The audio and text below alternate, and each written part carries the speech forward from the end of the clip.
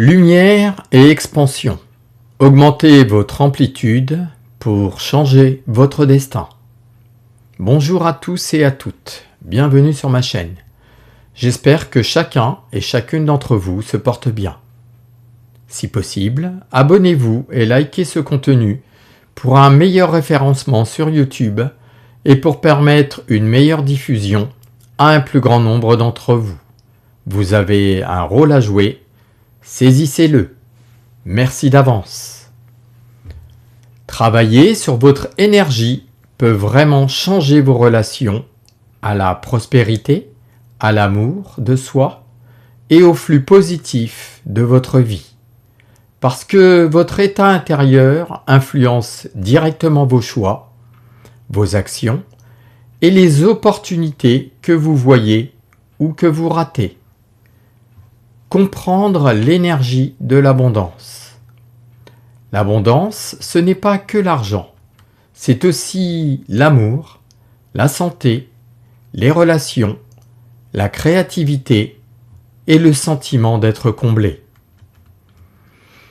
C'est d'abord un état d'esprit, se concentrer sur ce que vous avez déjà, sur vos ressources et vos qualités, plutôt que sur le manque. Plus vous cultivez des pensées et émotions positives, gratitude, confiance, amour, plus vous deviendrez réceptif à des expériences et relations enrichissantes.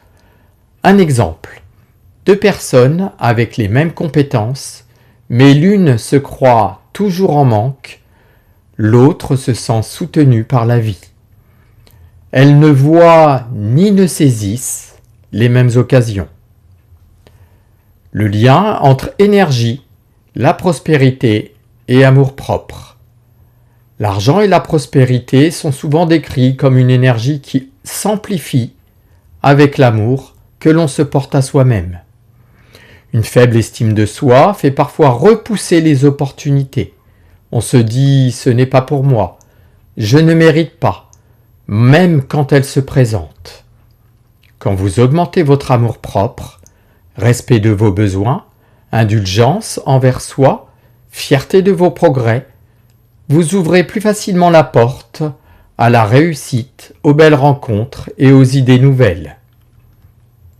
Autrement dit, plus vous vous aimez, plus vous vous donnez le droit de recevoir amour, argent, soutien et succès. Voici quelques pratiques simples que vous pouvez mettre en place au quotidien. Gratitude quotidienne. Écrivez 3 choses positives de votre journée, petites ou grandes.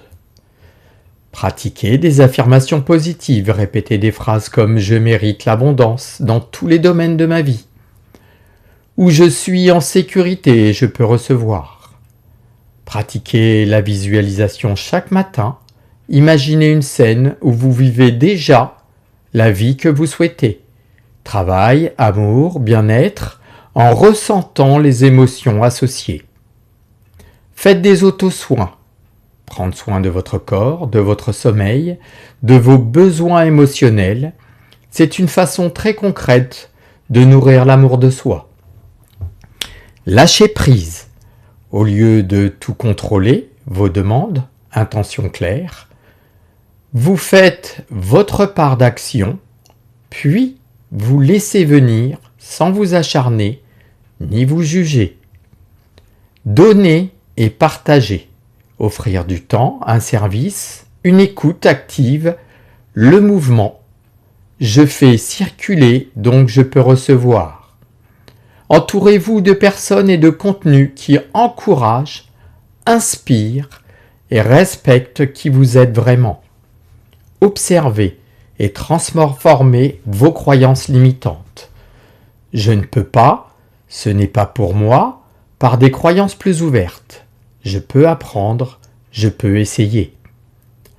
Utilisez la méditation pour calmer le mental et vous reconnecter à vos ressentis, à votre intuition, à une sensation de sécurité intérieure.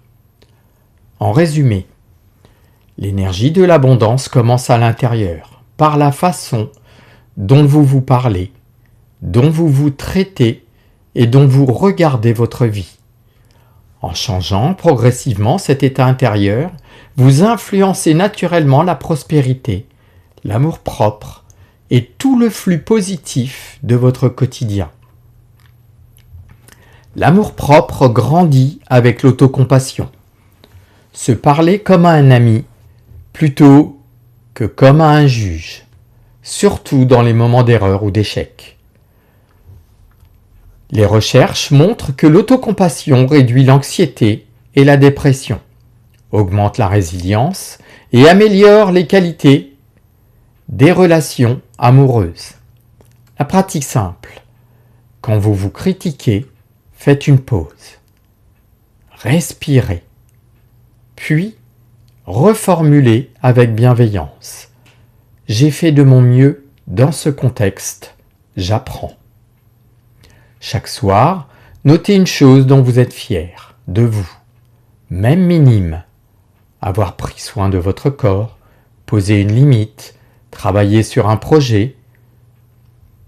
Une idée de routine quotidienne, 10 à 15 minutes par jour. 2 minutes de respiration consciente. Inspire, confiance. Expire, tension. 3 minutes de gratitude écrite. 3 minutes de visualisation d'une journée ou d'un projet réussi en ressentant la sensation d'abondance dans le corps.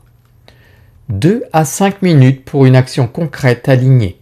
Un mail envoyé, une candidature, ranger vos finances, poser une limite saine. Je vois déjà certaines personnes me dire « c'est plus facile à dire qu'à faire ». Alors je répondrai « vous le faites pourtant tous les jours, mais dans le sens négatif ». Il est dans nos habitudes de nous dénigrer, de nous rabaisser. Lorsque l'on fait mal les choses, on le fait sans réfléchir.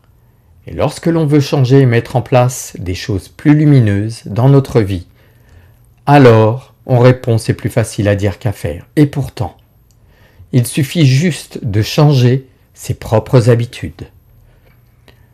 Nous n'aimons pas souvent le changement. Cela nous perturbe dans nos habitudes. Ce n'est qu'un pas à franchir pour transformer sa vie. En une vie de bien-être, en éloignant le plus loin possible de notre quotidien les tracas, les ruminations et toute la négativité qui en découle. Nous ne sommes pas sur Terre pour vivre une vie de galère, une vie remplie de problèmes au quotidien. Certains me diront « je suis né avec un nuage au-dessus de ma tête ». Alors je dirai que le vent existe aussi pour pousser les nuages. Nous avons tous le choix de vivre une vie plus alignée, plus heureuse, plus harmonieuse. Nous avons tous la possibilité de faire des choix en résonance avec ce que nous voulons. Il nous appartient à chacun et chacune d'entre nous de se poser, de réfléchir et d'arrêter de courir et de se laisser happer par cette vie qui nous demande toujours plus. Prendre le temps de dire stop, de faire le point, de réfléchir sur ce que l'on veut et sur ce que l'on ne veut plus. Cela fait partie de se prioriser, de se mettre en avant et pour se permettre de saisir l'opportunité de faire un virage à 360 degrés dans sa vie et de se débarrasser de ce qui ne nous sert plus, que ce soit des objets, une façon de vivre, des habitudes du quotidien, une routine étouffante. Bref, se poser à un moment de sa vie pour faire le point, pour réfléchir et se poser les bonnes questions permet, dans le meilleur des cas, de faire un reset et de repartir sur de meilleures bases. Attirer la joie, le bonheur, une vie alignée est à la portée de chacun et chacune d'entre nous. On dit souvent que l'argent ne fait pas le bonheur, mais il y contribue. L'argent est une énergie. Rien n'a de plus grande valeur que sa propre richesse intérieure. Cela n'a pas de prix. On dit aussi que l'on attire les personnes qui nous ressemblent. Tout est une question d'énergie. Oui, bien sûr. vous attirez les personnes qui sont dans la même synergie que vous. Si vous rayonnez, si vous êtes heureux, alors les bonnes personnes se présentent à vous. Il ne suffit pas d'avoir beaucoup d'argent pour être heureux. Se contenter d'avoir ce que l'on a, c'est déjà un bon départ. L'argent, sécurité intérieure et croyance. Souvent, le problème d'argent cache un manque de sécurité intérieure et de valeur personnelle qu'on se reconnaît. L'argent devient alors le miroir de croyances comme « je ne mérite pas »,« l'argent est dangereux et je ne réussirai jamais vraiment ». Un mini-plan concret. Écrivez toutes les phrases négatives que vous pensez sur l'argent et sur vous-même. Exemple, je suis nul avec l'argent. Transformez-les en phrases d'apprentissage. J'apprends à gérer mon argent. J'ai le droit de gagner plus et de rester moi-même. Ajoutez une micro-action par jour. Regardez vos comptes sans jugement, mettre 5, 10 euros de côté et vous formez un peu en regardant des vidéos, articles sur un sujet financier. Les relations, attachement et estime de soi. Notre façon de vivre les relations, peur d'abandon, difficulté de faire confiance, besoin de contrôler, fuite, vient souvent de notre style d'attachement. Un style plus sécurisé se développe en apprenant à connaître ses besoins, poser des limites et pratiquer l'autocompassion pour se sentir d'abord en sécurité avec soi. Un mini-plan concret. Observez vos réflexes en relation. Vous avez tendance à vous accrocher, à fuir, à vouloir contrôler, à vous taire pour ne pas déranger? Choisissez une nouvelle micro-réponse. Dire une chose de plus sur ce que vous ressentez ou prendre 10 minutes pour vous au lieu de répondre immédiatement. Entourez-vous au maximum de personnes qui respectent vos limites et avec qui vous vous sentez plus calme après qu'avant. La confiance en soi comme base commune.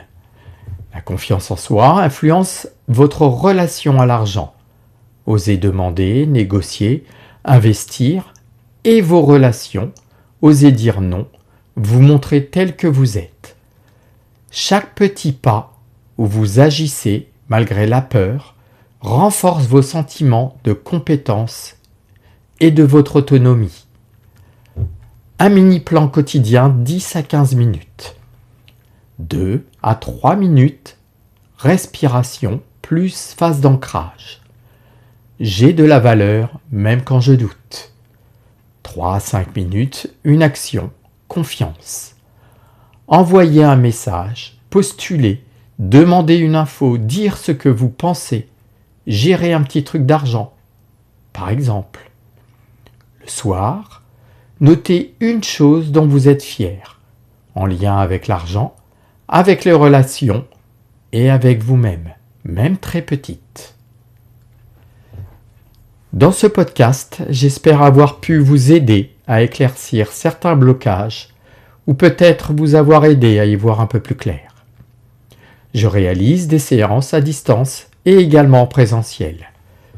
Si vous souhaitez avoir plus d'infos, mes coordonnées seront en description de ce podcast. N'hésitez pas à me joindre, même en commentaire.